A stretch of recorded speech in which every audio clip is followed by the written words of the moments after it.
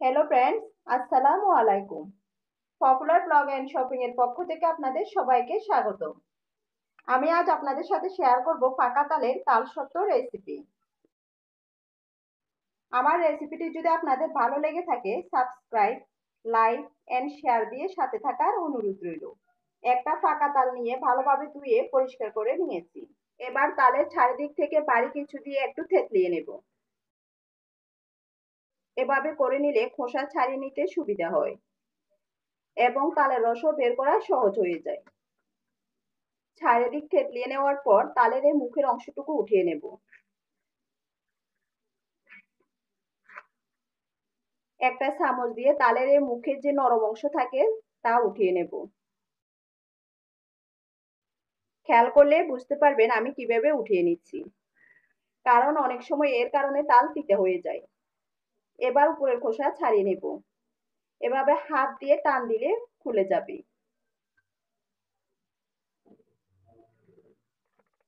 উপরের খোসা ছাড়িয়ে নেওয়ার পর এবার তালের আটি আলাদা করে নেব। তালের পিছন দিক থেকে হাত দিয়ে এভাবে করে নিলে আটিগুলো আলাদা হয়ে যাবে। দেখে অবশ্যই বুঝতে পারবেন আমি কিভাবে করে নিচ্ছি। এখানে আমার একটা তালে 3টা আটি হয়েছে। আর আপনারা চাইলে কালো যে তাল পাওয়া যায় এগুলো দিয়েও করে নিতে পারেন। আমি এই কালো তাল দিয়ে আপনাদের অন্য একটা রেসিপি দেখিয়ে দিব। এবার তালের উপর অল্প করে পানি দিয়ে কষলিয়ে নেব। পানির পরিমাণ বেশি দেওয়া যাবে না, অল্প করে দিয়ে নরম করে নিতে হবে। নরম করে নিলে তালের রস বের করতে সুবিধা হবে। পানি দিয়ে তালের আটিগুলো কষলিয়ে নেওয়ার পর এবার তালের আটি থেকে রস বা কাপ বের করে নেব। একটা পাতিল নিয়ে এর উপর একটা নেট বা জালি নিয়ে নিলাম। এই নেট দিয়ে আজকে তালের রস বের করে নেব। খেয়াল করলে বুঝতে পারবেন নেটটা কিরকম।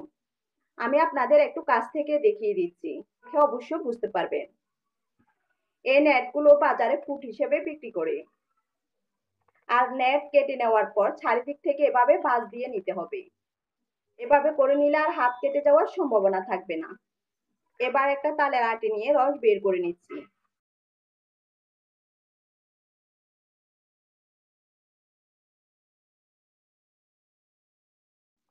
আমি আগে অনেকভাবে তালের রস বের করেছি, তবে আমার কাছে এটা সহজ মনে হয়েছে। সবচেয়ে কম সময়ে এভাবে তালের রস বের করে নেওয়া যায়। আপনারা একবার করে দেখে নিতে পারেন। এ আটিতে আর রস নেই। এবার একইভাবে ওই 2টা আটিও করে নেব। আর আপনারা এই নেটটা কয়েক বছর ব্যবহার করতে পারবেন। এখন একইভাবে ওই 2টা আটি থেকেও রস বের করে নেব। 3টা আটি থেকে রস বের করে নেওয়ার পর এবার তালের রস বা কাঠগুলো ছেলে নিব। ছেলে নেওয়াটা অপশনাল, চাইলে আপনারা ছেলে নিতে পারেন। তালের রসের মধ্যে যদি একটা দুটো আঁশ থেকে থাকে তাহলে আঁশগুলো বের হয়ে যাবে। তবে এভাবে নেটের মধ্যে করে নিলে আঁশ বেশি থাকে না, কারণ নেটের মধ্যে আঁশগুলো এভাবে উপরে থেকে যায়। খেয়াল করলে বুঝতে পারবেন আলাদা আঁশগুলো। তারপর আমি ছেলে আপনাদের দেখিয়ে দিচ্ছি। একটা বাটির উপর ছালনি নিয়ে ছেলে নিচ্ছি।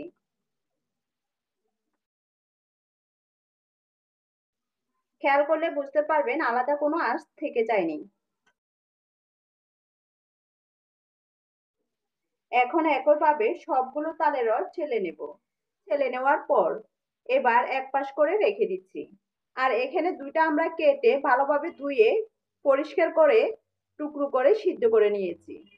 দেখে অবশ্য বুঝতে পারবেন। এবার সিদ্ধ আমড়াগুলো ব্লেন্ড করে নেব। আমরা ব্লেন্ড করে নেওয়ার পর ছেলে নিয়েছি। ছেলে নিলে সুবিধা হয়, আমড়ার মধ্যে যে আলাদা আঁশ থাকে তা থেকে যায়, আলাদা হয়ে যায়।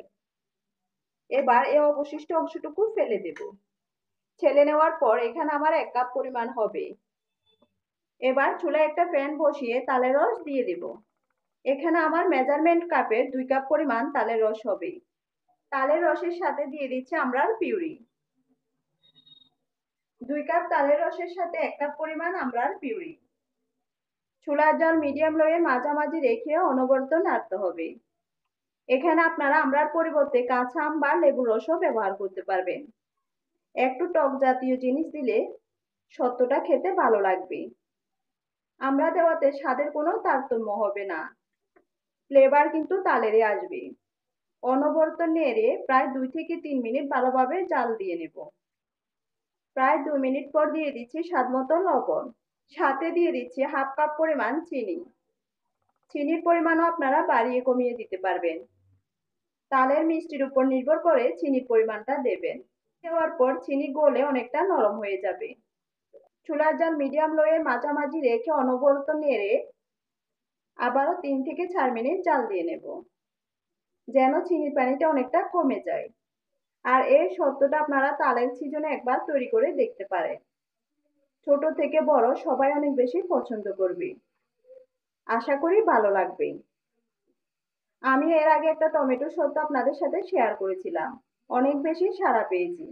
কিছুক্ষণ জাল দিয়ে নেওয়ার পর অনেকটা ঘন হয়ে গেছে। এই পর্যায়ে আপনারা চাইলে চিনি চেক করে নিতে পারেন। এবার এর সাথে দিয়ে দিচ্ছি স্বাদ মতো বিট লবণ। এটা অপশনাল, চাইলে দিতে পারেন। সত্তর সাথে যদি বিট লবণ দেওয়া হয় সত্তর টেস্ট একটু বাড়বে। হাফ টি স্পুন পরিমাণ চিলি ফ্লেক্স। চিলি ফ্লেক্সের পরিমাণ আপনারা বাড়িয়ে কমিয়ে দিতে পারবেন। আর এই সত্যটা যদি আপনারা দুধ ভাতের সাথে খেতে চান তাহলে চিলি ফ্লেক্স দেওয়া যাবে না। এই পর্যায়ে আরো 1 মিনিটের মতো জাল দিয়ে নেব। 1 মিনিট পর চেক করে নেব।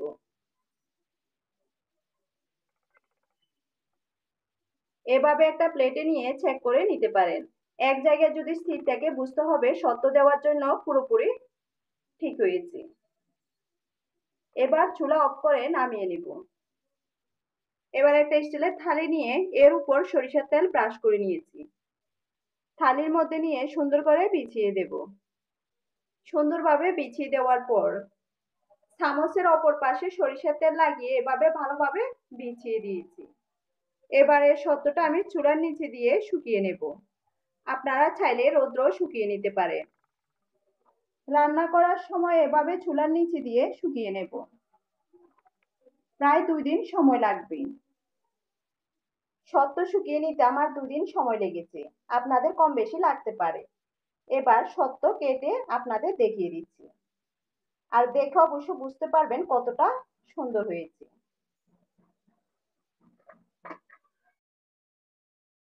আর এই সত্ত্ব আপনারা এয়ারটাইট বক্সে পরে 1 বছর সংরক্ষণ করে রাখতে পারবেন।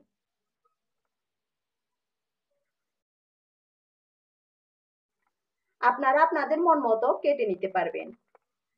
সত্ত্ব কেটে নেওয়ার পর দেখে বুঝতে পারবেন কতটা লোভনীয় দেখাচ্ছে। রেসিপিটি যদি ভালো লেগে থাকে সাবস্ক্রাইব করে পাশে থাকা বেল বাটন বাজিয়ে দিবেন। পপুলার ব্লগ এন্ড শপিং, খোদা হাফেজ।